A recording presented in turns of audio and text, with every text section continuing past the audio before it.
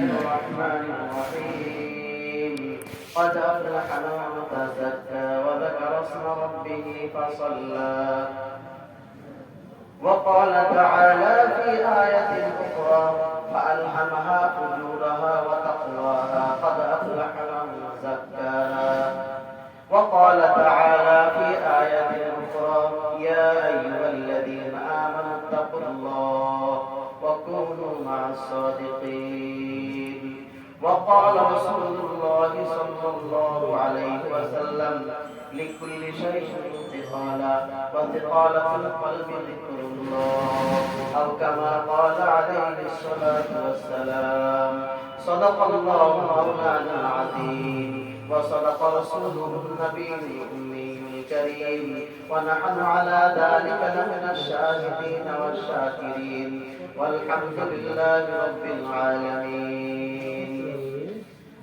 محترم حاضرين অনেক মূল্যবান কথা আপনারা শুনতেছিলেন আব্দুল্লাহ সাহেবের জবান মোবারক থেকে খুব গুরুত্বপূর্ণ কথা বলতেছিলেন আমাদের ইসলাম সম্পর্কে আমাদের মুরব্বি ধরা সম্পর্কে কথা হচ্ছিল তো একদম অনুষ্ঠান বা মজলিসের শেষ পর্যায়ে আল্লাহ পাক তার গানে আলায়ে কদর নগর বান্দাকে আপনাদের সামনে উপস্থিত করে দিয়েছেন তা আমি ওনার কথাগুলোর পরিসমাপ্তি করার চেষ্টা করছি দামি করে মর্যাদা পালন করে বানাইছেন আল্লাহ পাক আপনাকে একদিনে বানানো নাই পৃথিবীর পুরো ভূমিটাকে আল্লাহ রাব্বুল আলামিন করতে বানাইছেন বলছেন কোন মাটি হয়ে যাও মাটি হয়ে গেছে বিশাল আসমান সাতটা এক উপর নিচ করে সাতটা বানাইছেন জমিন থেকে আকাশ বরাবর যতটুকু ফাঁকা এই ফাঁকা বরাবর মোটা হলো কত আসমান বাইকটা এগুলো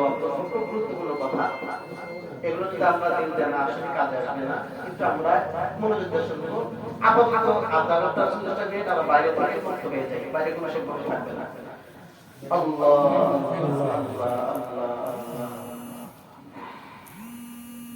তো আকাশ থেকে জমিন থেকে আকাশ বরাবর ফাঁকা ফাঁকা বরাবর মোটা মোটা আসমান এরকম কেউ সাতটা আসমান বানাইছেন কোন বলে আসমান হয়ে যাবে পাহাড় বিশাল বড় জমিনে কোন কোন যে পাহাড় ভঙ্গ করছে তাকে আল্লাহ পাক কোন বলে বলেছেন পাহাড় কোন হয়ে যাবে মুহূর্তে আপনি আমাকে কোন বলে ভাবেন নাই একে একে 9টা মাস নিজের পুত্রকে হাতে মায়ের পেটে রেখে আল্লাহ পাক আপনাকে ড্রয়িং করছে এত গুরুত্ব দিয়ে নিজের হাতে কেন বানাইছেন আপনাকে বানাইছেন বিশাল একটা পুরস্কার দেওয়ার জন্য শান্তির জায়গায় জান্নাত দেওয়ার জন্য জমিনের জান্নাত নাই পাহাড়ের জান্নাত নাই আকাশের জান্নাত নাই কোনো মাখলুকাতের জান্নাত নাই এই নবীকে মুহূর্তের মধ্যে কোন বলে বানাইছেন আপনাকে সবচেয়ে দামি জায়গা জান্নাত রাখবেন বলে আদর করে নিজের হাতে পানিতে ছবি আঁকায়া 9টা মাস ব্যাপী ড্রয়িং করে আপনারা তুলে দিতে পারেন ভাই আপনি আমাকে বানাবার উদ্দেশ্যে জান্নাত জানলাম না যদি কেউ নিজ কর্মবশে জান্নাত হয় সেটা ভিন্ন কথা কিন্তু আপনাকে জান্নাতের জন্য আল্লাহ বানান নাই জান্নাতের জন্যই বানাইছেন এইজন্য যতটা বান্দা ততটা জান্নাত আব্বাজান আদম আলাইহিস সালাম থেকে শুরু করে শেষ লোকটা পর্যন্ত যতগুলো লোক দুনিয়াতে আসবে এসেছিল এই লোকের সংখ্যা বরাবর জান্নাত আছে এইজন্য কিয়ামতের মাঠে অনেক মুমিনকে আল্লাহ ডাবল জান্নাত দিবেন ওয়ালিমান খাফা মাকাম রাব্বিহি জান্নাতান আপনার কাছে দণ্ডায়মান হওয়াকে যারা ভয় করছে আল্লাহ পাক তাকে ডাবল জান্নাত দিবেন ডাবল কোথায় পাইবেন ওই যে অনেক লোক জান্নাত তার যে বাজেট ছিল উপযুক্ত হয়নি তার নামকে দিয়ে দেব সৃষ্টির মাকসাদ ফায়জান জান্নাত জাহান্নাম না নিজ কর্মকর্তা জাহান্নাম হলে বিভিন্ন কথা আল্লাহ পাক আপনাকে জাহান্নামের জন্য বানাতে জান্নাতের জন্য তবে জান্নাতে ছিলাম জান্নাত আপনার বাবা মা ভিটা আপনি আবার বাবা আদম আলাইহিস সালাম মা হাওয়া আলাইহিস সালাম কোথায় ছিলেন তারা তো বাবার বাড়ির জান্নাত হলো মার বাড়ির জান্নাত হলো আমরা তাদের সঙ্গে আমাদের বাড়ি কোনটা হবে হ্যাঁ তো বাবা মা ভিটা তো জান্নাত আপনার বাবার ভিটা কোনটা জান্নাত তো একটা শব্দ লাগায় যেমন এক দেশ থেকে আরেক দেশে গেলে বর্তমান করোনা সার্টিফিকেট সমস্যা আফ্রিকাতে গেলে তো একটা আজীবনের শর্ত দেওয়া আফ্রিকার কোন মানুষ কোন রাষ্ট্রে যেতে চাইলে ইউরো ফিবার একটা পেপার শো নাম হলো yellow fever. Yellow fever paper show না করা পর্যন্ত একজন আসে ঢুকতে দেওয়া হয় না। ওদের রোগ ব্যাধি বেশি, ওই সার্টিফিকেট থাকলে সে রোগ থেকে মুক্ত এটা প্রমাণ করে তখন তাকে ঢুকতে দেবে। আল্লাহ রাব্বুল আলামিন পৃথিবীর পচা গান্ডা থেকে আমি জান্নাতে যাব এই জন্য স্বপ্ন লাগাইছে কি আমাকে তাসকিয়া করে আমার নফসটাকে পরিষ্কার করে নিতে হবে। আল্লাহ বলেছেন যালিকা জাযাউ মান তাযাক্কা, জান্নাত তাদের পুরস্কার যারা এটাকে পরিষ্কার করছে।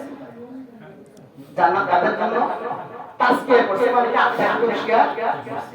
আল্লাহ রাব্বুল আলামিন মানুষকে সৃষ্টি করেছেন বিপরীত মুখী জিনিস দিয়া, বিপরীত মুখী দুটো জিনিসের সৃষ্টি করেছেন, ভালো দিয়েছেন মন্দ দিয়েছেন। আমার কথা আপনারা বলেন ফাআলহামাহা ফুজুরাহা ওয়া তাকওয়াহা, মানুষকে সৃষ্টিগত ম্যাটেরিয়ালে সৃষ্টিগত উপাদানে আমি তার মধ্যে ভালো দিয়েছি মন্দ দিয়েছি, তবে তাকে শক্তি দিয়েছি ভালোকে ভালো রাখা মন্দকে দূর করা অথবা ভালোকে সরে দেওয়া মন্দ করা, এসব আমি সমান সমান দিয়েছি।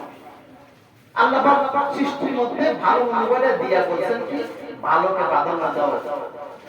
ফাআলহামাহা ফুজুরাহা ওয়া তাকওয়াহা ক্বাদ আফলাহা মান যাক্কাহা, ভালো মন্দ দিয়ে দিলাম, যারা মন্দটাকে বের করে ভালোটাকে রাখবে তারাই সফল হবে, তারাই যাবে ওই জান্নাতে, তারাই যাবে ওই জান্নাতে। তাহলে জান্নাত যে আপনার পাবার বিচার, ওখানে যদি কি করতে হবে আমাদের তাসকিয়া, কি করতে হবে তাসকিয়া।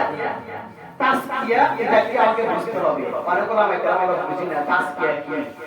তাসাউফের শাস্ত্রে দুটো শব্দ আছে, তাসকিয়া আর তাসকিয়া। আমরা মুখস্থ করব তাসকিয়া তাসকিয়া। তাসকিয়া এটা হয় হলো অন্তরের উপরে আর তাসকিয়া হয় অন্তরের ভিতরে।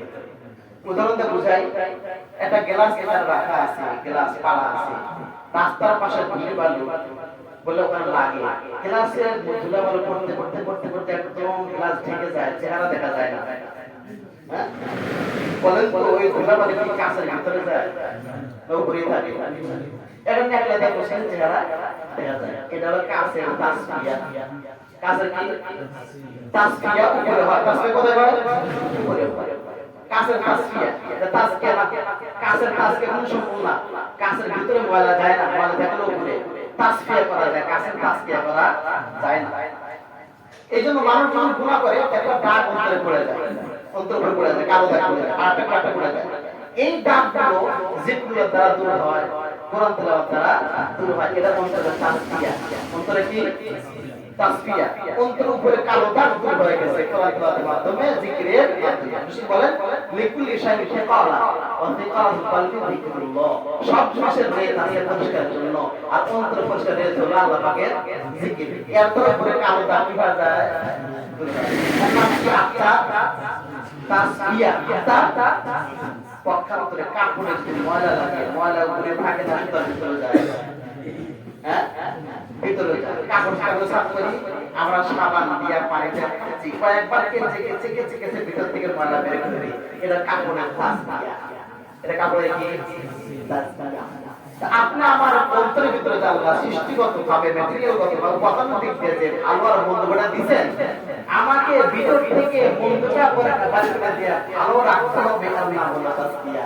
এর নাম হলো কি তাসকিয়া। তাহলে জিকিরের মাধ্যমে কোরআনের মাধ্যমে কি হয়? অন্তরের তাসকিয়া, উপরে ময়লা দূর হয়, আর ভিতরে যেটা দিয়ে রাখছেন মন্দটা ভালোটা ওইটা দিয়ে রাখছে, এই ভালোকে রেখে মন্দবার নাম হলো তাসকিয়া। বুঝতে পারছেন কথাটা? এই তাসকিয়া যেটা অন্তরে খাপটা বের করে ভালোটা রাখবো, এই তাসকিয়ার গুরুত্ব কত বিষয়টা কথা বোঝাবো না ইনশাআল্লাহ। কত গুরুত্ব দেখেন, নবী ইব্রাহিম আলাইহিস সালাম বাইতুল্লাহ নির্মাণ করা শেষ করার পরে দোয়া করেন, আল্লাহ ঘর তো বানালাম, এই ঘর আবাদকারী একজন রাসূল পাঠান। আমরা অনেকে মাদ্রাসা করি, বড় বড় মাদ্রাসায় গিয়ে হুজুর গেরানাকে বক্তব্য করছেন, পরিচালনা করেন, মোতাবিক দরকার এটা হুজুর দেন। তো বাইতুল্লাহ বানায় বলেন আল্লাহ ঘর তো বানালাম, ঘর আবাদ করবে কে? রাসূল একজন রাসূল পাঠান।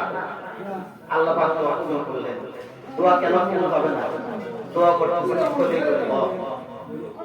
আর কিসা আমি বলতেছি ইসমাঈল সাবিহুল্লাহ, যে ঘরে ঘরে দোয়া করার নাম বাইতুল্লাহ, আর যারা যারা দোয়া দিবেন রাসূলুল্লাহ, দোয়া করেন খলিলুল্লাহ, আমিন বলেন সাবিহুল্লাহ, ঘর ঘরে বাইতুল্লাহ, যারা যারা দোয়া দিবেন রাসূলুল্লাহ। কেন কবুল হবে না? কবুল হয়ে গেছে। রাসূল বলেছেন হাদিসের মধ্যে যে আমি আমার দাদা নবী ইব্রাহিমের দোয়া করেছি। নবী ইব্রাহিম বলেন আল্লাহ এমন রাসূল দরকার, এমন রাসূল তার কাজ হবে চারটা। বড় কাজ হবে। তিনি বলেন রব্বানা ওয়া বা'আথ ফীহিম রাসূলাম মিনহুম ইয়াতলু আলাইহিম আয়াতিক ওয়া ইউআল্লিমুহুমুল কিতাবা ওয়াল হিকমাতা ওয়া ইউযাক্কিহিম ইন্নাকা আনতাল আজিজুল হাকীম। আল্লাহ রাসূল পাঠাবেন চার গুণ বলা। এক নাম্বার আপনার কিতাবের আয়াত তেলাওয়াত বান্দাকে শুনাইবে। দুই নাম্বার ওয়াল হিকমা ওয়া ইউআল্লিমুহুমুল কিতাবা, খালি তেলাওয়াত শুনাইবে না, কিতাব শিক্ষা দিবে মানুষকে। ওয়াল হিকমা, ব্যাখ্যাও শিখাবে, সুন্নাত শিখাইবে। এটা তিন নাম্বার। চার নাম্বার ওয়া ইউযাক্কিহিম, তাদের আত্মাকে পরিশুদ্ধ করবে। আত্মাকে পরিশুদ্ধ করবে। কয় গুণ হলো বলেন তো? আত্মা পরিশুদ্ধ নবী ইব্রাহিম কয় নাম্বার রাখলেন? এক নাম্বারে তেলাওয়াত, দুই নাম্বার জনগণকে কোরআন শিক্ষা দেওয়া, তিন নাম্বার কোরআনের ব্যাখ্যা ও সুন্নাত শিক্ষা দেওয়া, চার নাম্বারে বলেন কি মানুষের আত্মা পরিষ্কার। আল্লাহ পাক দোয়া কবুল করে নবী ইব্রাহিমকে জানাইতেছেন যে হ্যাঁ দোয়া কবুল করলাম, তবে আল্লাহ পাক একটু সিরিয়ালের মধ্যে কমবেশ করেছে। ইব্রাহিম গুরুত্বপূর্ণ কথা বলছো তুমি, কিন্তু তোমার সিরিয়াল মেইনটেইন একটা সমস্যা রয়েছে। কি যে সমস্যা? ওই সিরিয়ালটাকে একটু পরিবর্তন করতে হবে। কি বললেন? والذي بعث في الأميين رسولا منهم يتلو عليهم آياته ويزكيهم ويعلمهم الكتاب والحكمة। ইব্রাহিম তোমার দোয়া মোতাবেক আমি রাসূল পাঠালাম, তার কাম চারটি হবে। এক নাম্বার আয়াত তেলাওয়াত করা, দুই নাম্বার আত্মাকে পরিশুদ্ধ করা, তিন নাম্বারে কিতাব শিক্ষা দেওয়া, চার নাম্বারে কিতাব ব্যাখ্যাও শিক্ষা দেওয়া। এবার বলেন আল্লাহ পাক দোয়া কবুল করে সিরিয়ালের মধ্যে আজকে কয় নম্বরে নিয়ে আসলেন? নবী ইব্রাহিম কয় নম্বরে আসলেন? আল্লাহ পাক দুই নম্বরে নিয়ে এসে বুঝাইলেন তাজকিয়ার গুরুত্ব কত বেশি।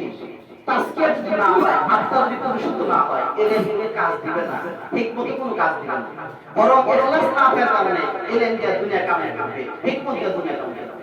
এজন্য হে ছাত্ররা, হে শিক্ষকেরা, তোমরা আগে তাজকিয়ার দ্বারা তাজকিয়ার আগুন নিজেকে দগ্ধ করে আত্মাকে পরিষ্কার করে নাও, এরপরে এলেম শেখো। এই এলেম জনগণের ফায়দা দিবে, তোমারও ফায়দা দিবে। হিকমত শেখো, হিকমত তোমার ফায়দা দিবে, জনগণের ফায়দা দিবে। কিন্তু তাজকিয়া না করে এলেম শিখলে ইখলাস না থাকার কারণে এলেম দিয়ে দুনিয়া কামাই করবে, না তোমার ফায়দা হবে না ফায়দা হবে। ভাই দোস্ত বুঝলো, বোঝা যায় তাজকিয়ার গুরুত্ব কত বেশি। এই তাজকিয়া দুই ভাবে করা যায়। কয় ভাবে? দুই ভাবে করা যায়। আল্লাহ আল্লাহ, তাজকিয়া দুই ভাবে। আমি এক নাম্বারটা পরে বলবো কথা সমস্যার জন্য।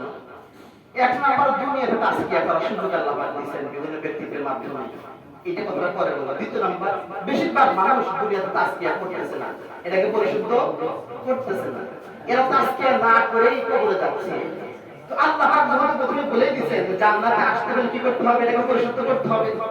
যালিকা জাযাউমান তাযাক্কা, জান্নাত তাদের বড় পুরস্কার যারা আত্মাকে পরিষ্কার করে। সাথে কোনো বান্দাকে আল্লাহ পাক রব্বুল আলামিন আত্মা পরিষ্কার না করা পর্যন্ত জান্নাতে দিবেন না। এবং তারা দুনিয়া থেকে আত্মা পরিষ্কার করে যায় না, এদের আত্মা পরিষ্কারের জন্য আল্লাহ পাক পরকালে একটা হাসপাতাল করে রাখছেন। সেখানে অবশ্যই আত্মা পরিষ্কার করাবে, তারপরে জান্নাত দিবেন। অনেক মানুষ অসুস্থ হলে বাসায় নিজের যত্ন নেয় না, তাকে হাসপাতালে ভর্তি করে। নার্সের তত্ত্বাবধানে যত্ন সরকার যদি নিয়ে থাকলে তখন সুস্থ হয়ে যায়। কোথায় নিয়ে যায়? আবার বাসায়। দুনিয়া থেকে পরিষ্কার করে আসলে পরিষ্কার না করলে জান্নাত নাই, কিন্তু হাসপাতাল করে রাখছি, এখান থেকে ভর্তি করে চিকিৎসা করে যখন তাজকিয়া হয়ে যাবে তোমাকে জান্নাতে দিতে হবে। পরকালে যে হাসপাতালে চিকিৎসা হবে, তাজকিয়া হবে, জান্নাত। সেখানে আপনাকে আমাকে যদি আমি তাজকিয়া না করে যাই, আমাকে ওখানে দিয়া আমার যে গুণাগুলো আছে, রোগগুলো আছে, এগুলোকে সুস্থ করার পরে ডাক্তার ওষুধ দেওয়া চিকিৎসা করা সুস্থ করার পরে আমাকে জান্নাতে দিতে হবে। জান্নাত তাজকিয়া কাউকে দেওয়া হবে। আল্লাহর ওয়াদা, জান্নাত তাদের জন্য যারা তাজকিয়া করছে, যারা তাজকিয়া। দুনিয়ার হাসপাতালে দুইটা রোগের চিকিৎসা পায় না। আগে হইতো না, এখন হইতেছে মনে হয়। ক্যান্সারের চিকিৎসা আগে ছিল না, এখন মনে হয় এইডস এর চিকিৎসা নাই না, মরণ ব্যাধি এইডস বলে। তো দুনিয়ার হাসপাতালে ক্যান্সারের চিকিৎসা যেমন সাধারণ হয় না, এইডস এর চিকিৎসা পায় না। আখেরাতের হাসপাতাল যান না, ওর চিকিৎসা দুইটা রোগে হবে না, একটা কুফর একটা শিরক। কুকুর না, একটা কুকুর একটা নেপাল, একটা কুকুর একটা নেপাল। মুনাফিকের চিকিৎসা হাসপাতালে নাই, মুশরিকের চিকিৎসা হাসপাতালে নাই। কার চিকিৎসা আছে? এই দুই রোগ ব্যতীত যত রোগ আছে সব চিকিৎসা হবে। শিরকের চিকিৎসা হবে না, নেপালের চিকিৎসাও। ওই হাসপাতালে চিকিৎসা করার জন্য আমার আল্লাহ প্রথম আমাদেরকে কবর নেবেন। কবর হলো ইমার্জেন্সি রোগ। আমি কথাগুলো জাগতিক দিয়ে বোঝার চেষ্টা করতেছি, আমরা সকলের মধ্যে কথা বলা সহজ হবে। জাহান্নামে নেওয়া যায় হাসপাতাল, হাসপাতাল নেওয়া যায় কবরে নিয়ে। কবরে প্রথমে ডাকা হয়, কবর হলো জাহান্নাম নামক হাসপাতাল, ইমার্জেন্সি রুম। বর্তমান আমাদের কোনো রোগী বেশি দুর্গতি হয়ে গেলে ইমার্জেন্সি রুমে নিয়ে যায় না। আমরা নিয়ে যাওয়ার পরে প্রধান ডাক্তারকে আগে আসে, প্রধান ডাক্তার আগে আসে না, আগে সাব ডাক্তাররা, ওর পরের ডাক্তাররা ঢোকার পরে কথা চিকিৎসা করে। আগে তাকে তো ডায়াবেটিস আছে কিনা, প্রেশার কত, ওজন কত, ওজন নেয়, প্রেশার থেকে ডায়াবেটিস নেওয়ার পরে প্রাথমিক ট্রিটমেন্ট দেয়। প্রাথমিক ট্রিটমেন্ট তাকে দেয়। যদি দেখা যায় যে রোগীর খুব ব্যথা, তাহলে চাপের চিকিৎসা, কিসের চিকিৎসা? চাপ দিয়ে চিকিৎসা করে। দোয়া লাগে, চাপ দেওয়া লাগে, কোমরে আজে কোমরে চাপ দিয়ে চিকিৎসা করে। যদি দেখি না চাপের না, ঠান্ডা হয়ে গেছে, বিশেষ টেম্পারেচারের মধ্যে রাখি, বিশেষ তাপ নিয়ন্ত্রিত জায়গাতে তাকে রাখি। যদি দেখে না ভিটামিনের অভাব, তখন ওই ডাক্তার আগে স্যালাইন লাগায় দেয়, ভিতরে স্যালাইনের মধ্যে একটা ভিটামিন পুশ করে দেয়, গায়ে লাগায় দেয়। যদি রোগ না পায়, সন্দেহ করে গেছে, কারণ রোগই নাই, তাকে নিয়ে ভিআইপি লাউঞ্জে রাখে, সেটা তো আপনি নিয়ন্ত্রণের মধ্যে রাখেন। আপনি এখানে বসে আপনার লোকজনের সাথে নিয়ে যাবে না, সব লোকজন এখানে বসে থাকবে করে কি করে না। কবর ইমার্জেন্সি রুম, এখানে দুইজন ডাক্তার আসবে, আসার পরে তিনটা পরীক্ষা করবে। ওই যেমন ফাইব্রিন থেকে প্রেশার মাপতে প্রথম থেকে একটা প্রশ্ন করে, মা রক্ত, তোমার রক্ত, আমার দিন, তোমার ধর্ম কি, আমার নাবির ধর্ম কি, এই তিনটা প্রশ্ন শর্ট আকারে করার পরে যদি জবাব দিতে না পারে, তাহলে ওই দুই ডাক্তার তারা ডিসিশন নিবে রোগীর কি অবস্থা। যদি চাপের রোগ হয়ে থাকে, কবর চাপ দিবে, কবর কি দিবে ভাই? চাপ দিবে, এক পাঁচরে আর এক পাঁচরে ঢুকে যাবে। আর যদি দেখা গেল চাপের রোগী না, ঠান্ডার রোগী, তখন জাহান্নাম থেকে আগুন আঙ্গারা।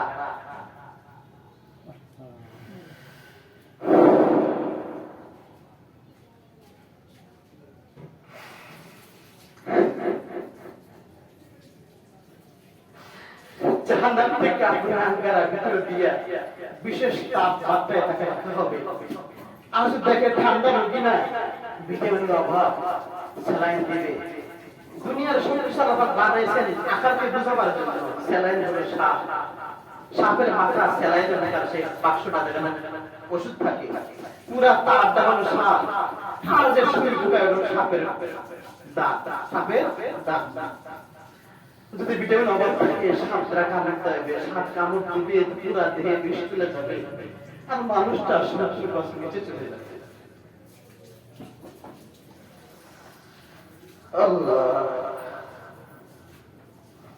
সাপে কামড় দিবে, মানুষের শক্তির কষ্ট নিচে চলে যাবে, আবার তুলবে, আবার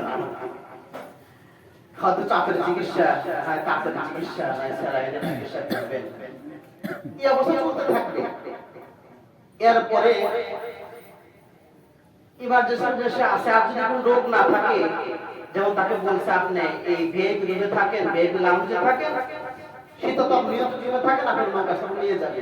রোগ না পাইলে ওই দুই ডাক্তারের সঠিক জবাব দিতে পারে। রোগ যদি না পায়, ডাক্তার বলবে নাম কেন আরুস, তুমি ঘুমায় যাও, যেমন নবদুলহান ঘুমায়, তুমি ঘুমায় যাও, যেমন নবদুলহান ঘুমায়। স্বামী স্ত্রী বাসুরাত্রি যাপন করার পরে তাদের বিশেষ কাজ হয়ে যায়, দুজন খুব আরামে ঘুমায়, এত আরামে কোনোদিন ঘুমায় নাই। ফেরেশতা বলবে নাম কারামাত আরুস, তোমার রোগ নাই, তুমি ঘুমায় যাও, যত ইচ্ছা ঘুমাও।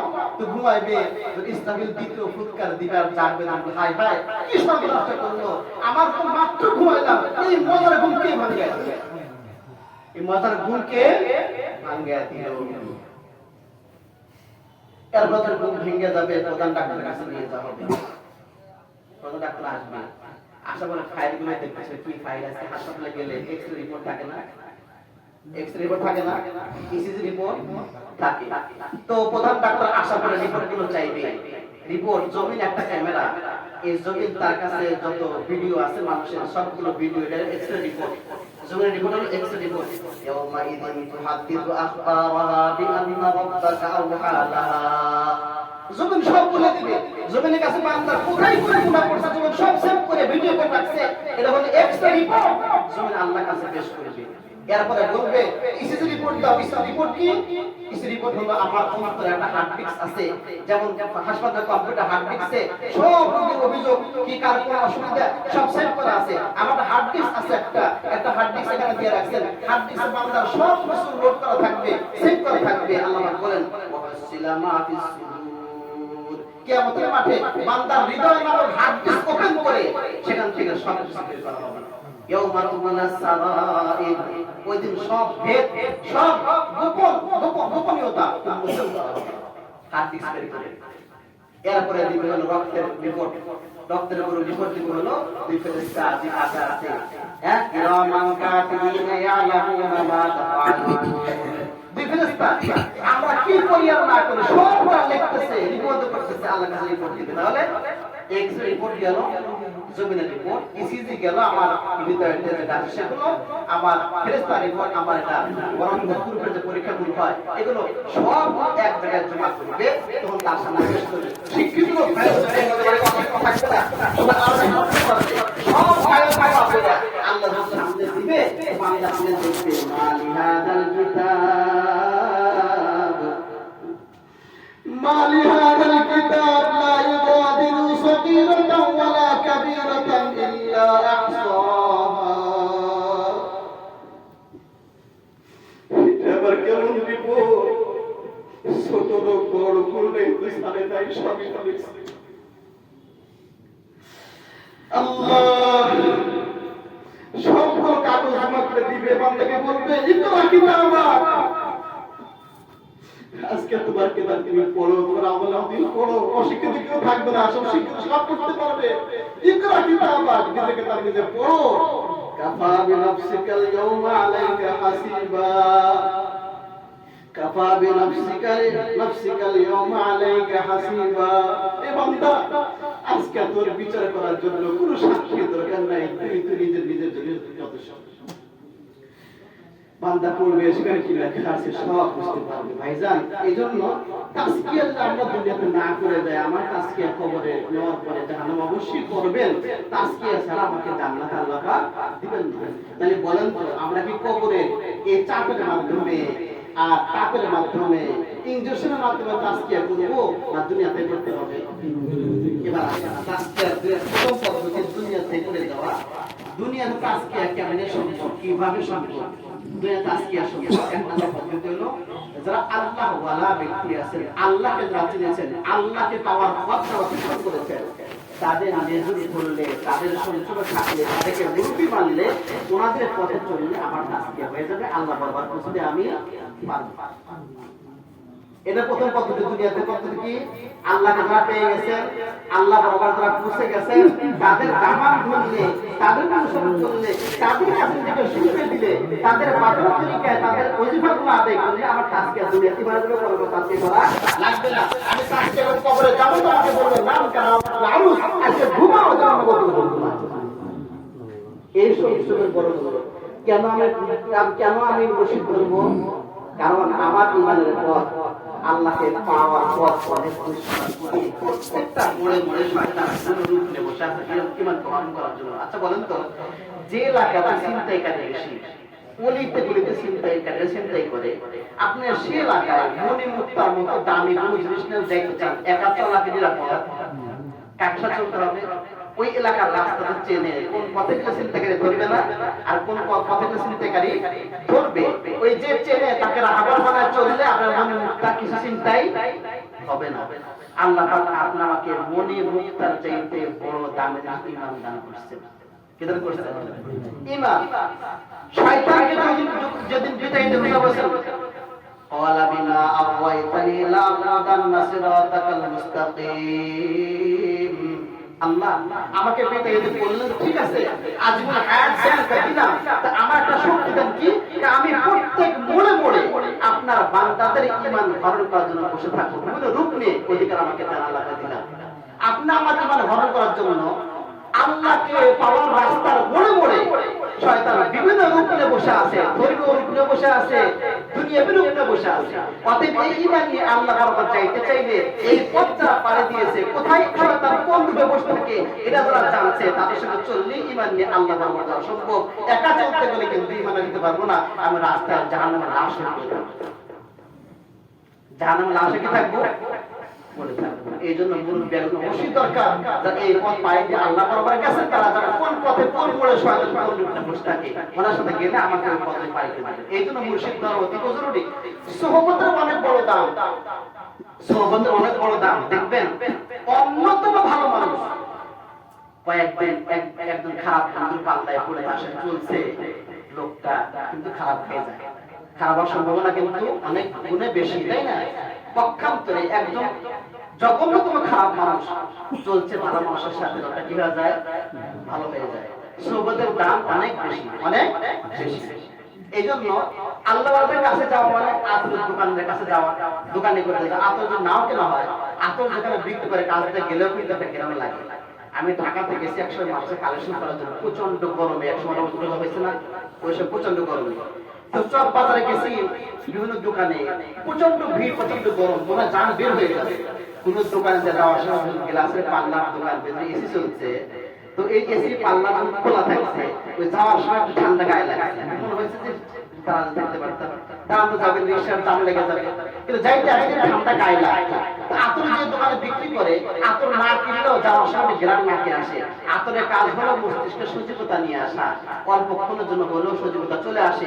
আর বেশিক্ষণ থাকলে সাহায্য সজীবতা মস্তিষ্কের ভিতরে থাকে, তো নেককার বান্দার কাছে অল্প সময় গেলেও ফায়দা আছে।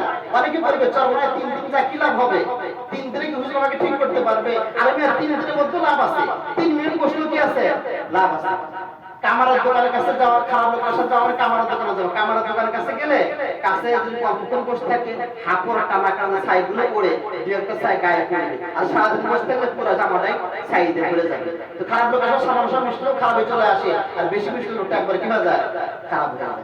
আমি অনেকে বলি অল্প সময় আলহামদুলিল্লাহ চাপের মাদ্রাসায় থাকবো 10 মিনিট 20 মিনিট, 4 লাখ টাকা, 10 মিনিটের লাভ আছে। ভাই বোঝানোর জন্য বলতেছি, দেখেন আমরা শিশু খুলে নিই না, শিশু করে নিলে বাচ্চারা, আচ্ছা বাচ্চাকে ভালো করে কথা বলতে পারে, হ্যাঁ ভাঙ্গে ভাঙ্গে কথা বলে না, কিন্তু খুব মজা লাগে, কি লাগে?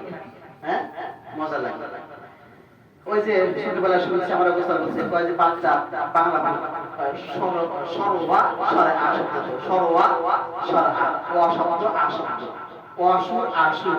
কিন্তু গ্রামের মানুষ কি প্রথম কোয়া শিখছে, মা বড় খুশি, রাত্রে বাংলাদেশকে বাবাকে কয় দেখছো তোমার ছেলে কত সুন্দর বাংলা ভাষা, কি বলো তো বাবু? বাবা খুশি। সন্তানরা ভেঙে ভেঙে কথা বলে, ভালো করে বলতে পারে না। যখন আমি সন্তান কোলে নিই, আমার কোলে মাত্র 2 মিনিট থাকে, এই 2 মিনিটের মধ্যে সন্তানের স্বভাব আমার মতো চলে আসে। আমি ভালো কথা বলতে পারলেও ওর মতো ভাঙ্গা ভাঙ্গা অসুবিধা কথা বলি, ভাই ঠিক না? সন্তানকে মাত্র 2 মিনিট করে নিলাম, এই 2 মিনিটের সঙ্গে সঙ্গে সন্তান মতো হয়ে গেলাম। সরমায় 3 দিনের জন্য গেলে ভিসের মধ্যে কেন হবো না? মাত্র 2 মিনিট আমি সন্তান মতো হয়ে যায়, শিশুর মতো হয়ে যায়। আর আল্লাহর কাছে 3 দিন থাকলাম, ওনার মতো কেন হবে না? অবশ্যই তো হবে। কেন? আল্লাহ দরবারে যাব, ওনাদের চোখে একটা নূর আছে। কি আছে ভাই? একটা জ্যোতি আছে। এই জ্যোতি বিশ্বাস করতে হবে। যদি আমার জ্যোতি জেগে যায়, আমার জীবন পরিবর্তন হয়ে যাবে। এজন্য দোয়া করতে আল্লাহ জীবনের শেষে হলেও, জিন্দেগির শেষ কাজ না হলেও একজন বুজুর্গের দৃষ্টি আমার দিকে লাগায় দিয়ে এ দোয়া করতে হবে। আল্লাহর দৃষ্টি আমার দিকে লাগায় দিয়ে তার দৃষ্টিতে আমার জীবন পরিবর্তন হয়ে যায়। তাদের চেহারার মধ্যে, তাদের নজরের মধ্যে একটা আলো আছে, আল্লাহ আমার জীবন পরিবর্তন করবে। ভাই গ্রাম দেশের মানুষরা বুঝবো, মানুষের মনে যে টাল দেয় না, বেগুনের টাল দেয় না, এটা কোন ধারণা আছে? কয় যে এই টালের মধ্যে একটা লাঠিতে মানুষ বানায়, সেটা একটা কাপড় গায়ে দিয়ে একটা কালো কাপড় দিতে মানুষের নজর লাগবে না। এরপরে কি করে? তাহলে কালো কাপড় দিলে নজর লাগবে কি লাগবে না আমি বলতে পারবো না, হাতের মধ্যে নাই। মেয়েরা ছেলেদের কপালে টিপ লাগে, কালো টিপ দিয়ে বাইরে নিয়ে যায়। তাদের ধারণা যে কুনজরি ওদের দৃষ্টি কালো করলে আমার ছেলের ক্ষতি করবে না, কারণ কালো টিপ দিলে কুনজর ক্ষতি কথা কি করে না, এটা আমি কিছু বলতে পারবো না, কোনো হাসপাতাল নাই। তবে মানুষের নজর লাগে না, সত্য হাসপাতাল আলাইন নজর লাগাটা সত্য। তা আমার কথা হলো, যেই নজরের মধ্যে শত্রুতা, যেই নজরের মধ্যে হিংসা বিদ্বেষ, যেই নজরের মধ্যে খারাপি ভরা, ওই নজর যদি লাগে আল্লাহর নজরের মধ্যে সহমর্মিতা, ভালোবাসা, কল্যাণ কেন তাই ভরা, ওই নজরে কেন লাগবে না? এক সাহাবীর নজর লাগছে তো, এক সাহাবীর নজর লাগছে, পাতলা বাইরে শুরু হয়ে গেছে, দোয়া শিখেছেন, আউযু বিকালিমাতিল্লাহি তাম্মা মিন শাররি কুল্লি শাইইন হাম্মা ওয়া আনিল লাম্মা আল্লাহু হাফিজু ওয়া রাহিম। দোয়া পড়ো ঠিক হয়ে যাবে। তো নজর লাগছে, পাতলা বাইরে শুরু হয়েছে, দোয়া পড়ছে, পাতলা বাইরে ঠিক হয়ে গেছে।